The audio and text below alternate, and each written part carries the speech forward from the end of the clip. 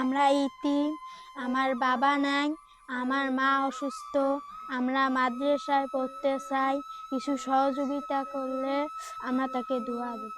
বালক শিশু তারা মাদ্রাসাতে পড়াশোনা করে, তাদের বাবা তাদেরকে ছেড়ে চলে গিয়েছেন, তার মা প্রতিবন্ধী, ঠিক মতো চোখে দেখে না। এই নাবালক শিশু দুটি মাদ্রাসাতে অধ্যয়নরত অবস্থায় আছে। এখন তাদের ভরণ পোষণ এবং তাদের মাদ্রাসার খরচ তারা পরিচালনা করতে পারতেছে না। এই নাবালক শিশু, এই অবুঝ শিশু দুটির জন্য যদি কোনো সহৃদয়বান ব্যক্তি একটু সহযোগিতা করে এই শিশুটির দায়িত্বভার নেন, তাহলে হয়তো আপনার একটু সহযোগিতা পেলে এই শিশু দুটি মাদ্রাসাতে পড়ার একটি সুযোগ পাবে।